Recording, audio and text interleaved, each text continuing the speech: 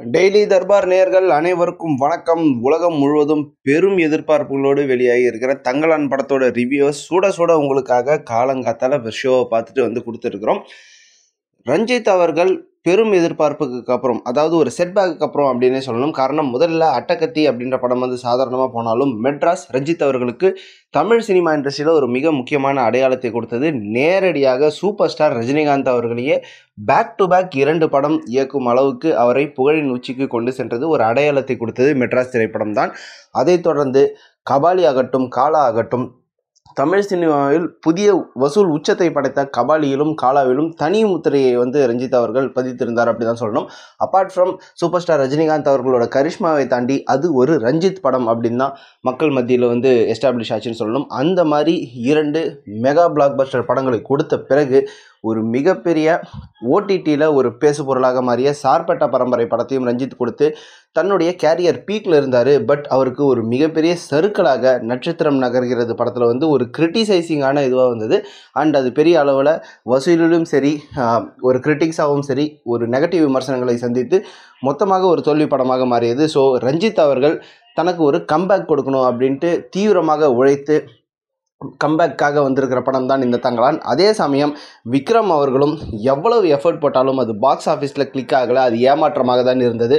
லாஸ்ட்டாக வந்த ஸ்கெட்ச் ஆகட்டும், சாமி 2 ஆகட்டும், கடாரம் கொண்டான், கோப்ரான் அப்படின்ற எல்லா படமுமே வந்து ஒரு படுதோல்வியை தான் சந்தித்திருக்கார் விக்ரம். இதில் அவர் தனித்துவமான எஃபர்ட்ஸ் போட்டிருந்தாலும் வசூல் ரீதியாகவும் கிரிட்டிக்ஸ் ரீதியாகவும் அது ஒரு நெகட்டிவ் விமர்சனங்களை தான் சந்தித்து கொண்டிருந்து. பொன்னியின் செல்வன் சீரீஸ் மட்டும் அது தப்பிச்சிருச்சுன்னு சொல்லலாம். அது வந்து ஒரு மிகப்பெரிய ஃப்ரான்ச்சைஸ் அப்படின்றதால அது விக்ரம் கணக்கில் நாங்கள் சேர்க்க விரும்பல. இந்த 2 பேரும் ஒரு கம்பேக் கொடுக்கணுன்ற வெறியோட ஜாயின் பண்ணியிருக்கிற இந்த படம் தான் தங்கலான். அது எப்படி இருக்குது அப்படின்றது இந்த விமர்சனத்தை நம்ம பார்க்க போகிறோம். பெரிய அளவுக்கு கதைக்குள்ளெல்லாம் நம்ம போக விரும்பல, ஸ்பாய்லர்ஸ் எல்லாம் சொல்ல வேண்டியிருக்கும் அப்படின்றதுக்காக லைட்டாக ஒரு ஒன்லைனரை மட்டும் நாங்கள் சொல்கிறோம். கேஜிஎஃப் படம் எல்லாம் பார்த்துருப்போம். கேஜிஎஃப் படம் இந்தியா முழுக்கவே அதிர்வலைகளை கிளப்பிய ஒரு மாஸ் பக்கா கமர்ஷியல் என்டர்டெய்னர் மூவி. அந்த கேஜிஎஃப் சாம்ராஜ்யம் எப்படி உருவாச்சு, அதை உருவாக்குனதில் பூர்வக்குடிகளோட பங்கு என்ன, உயிரை கொடுத்து அவங்க கேஜிஎஃப்பை எப்படி கண்டடைஞ்சாங்க அப்படிங்கிறது தான் இந்த தங்கலான் கதையோட ஒன்லைனர் அப்படின்னு சொல்லலாம். உண்மையிலே படத்தில் வந்து அந்த காலகட்டத்திலே கண் முன்னாடி கொண்டு நிறுத்துறதுக்கு மிகப்பெரிய அளவில் எஃபர்ட்ஸ் வந்து போட்டிருக்காங்க. நிறைய இடத்துல விஎஃப்எக்ஸ் கொஞ்சம் சொதப்பலாக இருந்தாலும் உண்மையிலே ஒரு பீரியாடிக் டைம்லேயே நம்ம வாழ்ந்து வந்தோம் அப்படின்ற ஒரு ஃபீலிங்கை நம்மளுக்கு கொடுக்கணுன்றதுக்கு ரொம்பவே டீம் வந்து மெனக்கெட்டிருக்கு அப்படின்னு வந்து சொல்லலாம். முக்கியமாக படத்தோட பாசிட்டிவை பற்றி ஃபஸ்ட்டு நம்ம பேசும்போது விக்ரம் அவர்களை மென்ஷன் பண்ணி ஆகணும். உண்மையிலே மனுஷன் உயிரை கொடுத்து நடிச்சிருக்காரு அப்படின்னு தான் சொல்லணும். அவார்டு வின்னிங் பெர்ஃபார்மன்ஸ், நிச்சயமாக அந்த நேஷ்னல் அவார்டை வந்து எடுத்து வைங்கடா அப்படின்னு சொல்கிற அளவுக்கு அவர் அவார்டு வின்னிங் பெர்ஃபார்மன்ஸை கொடுத்துருக்காரு. தங்கலான், கடையான் அப்படின்ட்டு 2 விதவிதமான பரிமாணத்தில் வந்து நம்மளை மிரட்டியிருக்காரு அப்படின்னு தான் சொல்லணும். கோமனெல்லாம் கட்டி ஒரு வேறு லெவல் டெடிகேஷன் கொடுத்துருக்காருன்னு தான் சொல்லணும். ஏன்னா விக்ரம் அளவுக்கு இந்த ஸ்டேச்சரில் இருக்கிற ஒரு செட்டில்டான ஒரு ஆக்டர் வந்து கோமனமெல்லாம் கட்டி இறங்கி அடிக்கிறதுக்கு ஒரு தயக்கம் இருக்கும். உண்மையிலே அந்த டெடிகேஷனுக்காக ஹேட்ஸ் ஆஃப் விக்ரம் அப்படின்னு தான் நம்ம சொல்லணும். அவர் ஒய்ஃப் பார்வதி அவர்கள் நடிச்சிருக்கிறாங்க. அந்த ரோலில் வந்து கிட்ஸுக்கெல்லாம் அம்மாவாக வாழ்ந்திருக்காங்க அப்படின்னு தான் சொல்லணும். எப்படிப்பட்ட நடிகை நான் அப்படின்றதுல வந்து விக்ரம் கூடவே போட்டி போட்டு நடிச்சிருக்காங்க பார்வதி அவர்கள் அப்படின்னு தான் சொல்லணும். உண்மையிலே விக்ரம் அவங்க பெர்ஃபார்மன்ஸும் பார்வதி அவங்க பெர்ஃபார்மன்ஸும் தான் இந்த படத்தில் வேறு லெவலில் காட்சிகளை எலிவேட் பண்ணி கொடுக்குது அப்படின்னு சொல்லணும். அடுத்ததாக இந்த பெர்ஃபார்மன்ஸ் லிஸ்ட்டில் நம்ம சேர்க்க வேண்டியது மாளவிகா மோகன் அவர்கள். உண்மையிலே அவர்களுடைய கேரியரில் இது best role, best performance, award winning பெர்ஃபார்மன்ஸ்னு கூட சொல்லலாம். இதுக்கு அவார்டு கிடைக்குமா இல்லையான்னு தெரில. பட் மாளவிகா மோகன் அவர்களை பொறுத்த வரைக்கும் இதுதான் பெஸ்ட் பெர்ஃபார்மன்ஸ்னு சொல்லலாம். விக்ரமுக்கு அப்புறம் படத்தோட முக்கியமான ரோல் அப்படின்னு மாளவிகா மோகனோட ரோல் சொல்லலாம். ஆரதி அப்படின்ற ஒரு கேரக்டர் நேம், சூனியகாரி அப்படின்ற ஒரு இதோடு அவங்க வராங்க.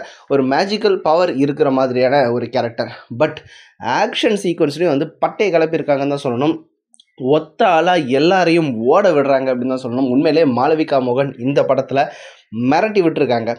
அதே மாதிரி ரஞ்சித் அவர்கள் படத்தில் வந்து இனிமேல் பசுபதி அவர்களையும் நிச்சயமாக கண்டினியூஸாக எதிர்பார்க்க ஆரம்பிக்கலாம். சார்பட்டா பரம்பரையில் இருந்த ரங்கன் வாத்தியார் மாதிரி அதுக்கப்புறம் இன்னொரு வர்த்தியான ரோலாக வந்து பசுபதி அவர்களுக்கு கிடைச்சிருக்கு.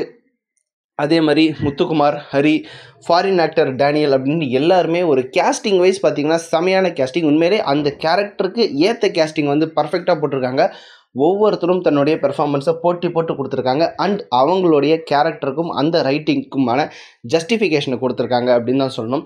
அண்ட் படத்தில் வந்து முக்கியமாக நம்ம பாராட்ட வேண்டியது, நம்ம ஏற்கனவே சொன்ன மாதிரி சினிமாட்டோகிராஃபி தான். கிஷோர் அவர்களுடைய சினிமாட்டோகிராஃபி உண்மையிலே வேறு லெவல் அப்படின்னு தான் சொல்லணும். காடு, மலை, ஆறு, அருவின்ட்டு ஒரு பக்கம், பரந்த நிலப்பரப்பு அப்படின்ற ஒரு பக்கம் இருக்குது, வார் சீக்வன்ஸ் போன்ற அந்த எல்லா சீக்வன்ஸ்லையும் வந்து பூந்து விளையாடி இருக்காரு. உண்மையிலே நம்ம அந்த பீரியடிக் ஏரியாவில், பீரியடிக் எரால அந்த மாதிரி ஒரு நிலப்பரப்பில் வாழ்ந்திருக்கோம் அப்படின்ற ஃபீலிங்கோட தான் நம்ம தேட்டரை விட்டு வெளியில் வர மாதிரி இருக்குது. அது விஎஃப்எக்ஸில் கொஞ்சம் குறைகள் எல்லாம் இருந்தாலும் நிச்சயமாக இந்த டீம் வந்து தங்களுடைய முழு எஃபர்ட்டையும் போட்டிருக்காங்க அப்படின்னு சொல்லலாம். அண்ட் பின்னணி இசை இந்த படத்துக்கு மிகப்பெரிய பலம். ஜிவி பிரகாஷ்குமார் அவர்கள் ரஞ்சித் கூட கை கோர்க்கிறார் அப்படின்னும் போதே நிறைய பேர் வந்து அவர் வித்தியாசமான காம்போவாக இருக்கும்னு சொன்னாங்க. ஏன்னா ரஞ்சித் அவர்கள் சந்தோஷ் நாராயணனையே தொடர்ந்து யூஸ் பண்ணியிருந்தாலும் 1000ல் ஒருவன் மாதிரி ஒரு படத்துக்கு மியூசிக் போட்ட ஒரு சூப்பரான மியூசிக் நம்மளுக்கு கொடுத்த ஜிவி பிரகாஷ் அவர்கள் இந்த மாதிரி ஒரு ஸ்டோரி பேக்ரவுண்டில் வந்து ரஞ்சித் அவர்கள் கூட இணைஞ்சிருக்கிறது அந்த படத்துக்கு மிகப்பெரிய ஒரு பூஸ்டாக இருந்திருக்கு அப்படின்னு தான் சொல்லணும். 1000ல் ஒருவனுக்கு பிறகு பீரியட் படத்துக்கு ஒரு தரமான மியூசிக் கொடுத்துருக்காரு ஜிவி பிரகாஷ் அவர்கள். மினுக்கி சாங் ஆகட்டும், லானே தங்கலானே சாங் ஆகட்டும், எல்லாமே வந்து சூப்பர் அப்படின்னு தான் சொல்லணும். சொல்லப்போனால் தேட்டரை விட்டு வெளில வரும்போது கூட நம்ம காதில் வந்து அந்த லானே தங்கலானே சாங்கே தான் ஓடின்னு இருக்குது அப்படின்னே சொல்லலாம். அண்ட் எல்லாத்தையும் நம்ம பேசியாச்சு. முக்கியமாக கேப்டன் ஆஃப் த ஷிப்பை பற்றி நம்ம பேசாமல் இருந்தேன் எப்படி. ரஞ்சித், உண்மையிலே ரஞ்சித் அவர்கள் வந்து நல்ல ஃபிலிம் மேக்கர் அப்படின்றது தெரியும். இந்த படத்தில் அவருடைய ஃபிலிம் மேக்கிங்கை நெக்ஸ்ட் லெவலுக்கு அப்கிரேட் பண்ணியிருக்காரு அப்படின்னே பேசலாம். ரஞ்சித் அவர்கள் படத்தை பொறுத்த வரைக்கும் எப்பொழுதுமே அந்த சமூக ரீதியான கருத்துக்களை தவிர்க்க முடியாது, அதை வலிமையாக பேச வேண்டும் அப்படின்ற நோக்கத்தோடு தான் அவர் வந்து சினிமா வந்து ஒரு மீடியமாக யூஸ் பண்ணுறாரு. இந்த படத்திலும் பல விதங்களில் அப்படி எதிர்பார்க்கலாம். டைலாக்ஸே வந்து பார்த்திங்கன்னா கூட ஷார்ப்பான டைலாக்ஸாக வந்து எல்லாமே இருக்குது. இந்த படத்தை பொறுத்த வரைக்கும் தமிழ் சினிமாவில் ஒரு அப்போகலிப்டோ மாதிரி ஒரு படம் பார்க்க ஆசைப்பட்டவங்களுக்கு இந்த படத்தை வந்து பார்த்திங்கன்னா நிச்சயமாக ஒரு சாட்டிஸ்ஃபேக்ஷன் கிடைக்கும் அப்படின்றது வந்து ரஞ்சித் அவர்கள் உறுதி அளிச்சிருக்கிறாரு. கேஜிஎஃப்பில் ராக்கி பாய் ஒரு டைப்னா, இந்த தங்கலான் வேறு மாதிரி ஒரு கேஜிஎஃப் உலகம். பெரிய ஸ்க்ரீனில் நிச்சயமாக நல்ல விஷுவல் எக்ஸ்பீரியன்ஸோடு இந்த படத்தை வந்து பார்க்கலாம். உண்மையிலே இந்த படத்தை தேட்டரில் போய் பார்க்குறதுக்கு வர்த்தா இல்லையானா நிச்சயமாக ஃபேமிலியோடு நீங்கள் தேட்டருக்கு போய் என்ஜாய் பண்ணலாம். லாங் வீக்கெண்ட் வருது, நிச்சயமாக தேட்டரில் என்ஜாய் பண்ணக்கூடிய ஒரு எக்ஸ்பீரியன்ஸ் கொடுக்கக்கூடிய படமாக தான் இந்த தங்கலான் திரைப்படம் இருக்கிறது. தங்கலான் படத்தை நீங்கள் பார்த்துட்டிங்கன்னா உங்கள் எக்ஸ்பீரியன்ஸ் என்ன அப்படின்றத ஷேர் பண்ணுங்கள். குறிப்பாக கிளைமேக்ஸ் உங்களுக்கு எந்த அளவுக்கு பிடிச்சிருந்தது அப்படின்றத மென்ஷன் பண்ணுங்கள். அண்ட் உங்களுக்கு படத்தில் பிடிச்ச சீன் எது அப்படின்றதையும் கமெண்ட் பாக்ஸில் மென்ஷன் பண்ணுங்கள். மீண்டும் இன்னொரு வீடியோவில் சந்திப்போம். நன்றி.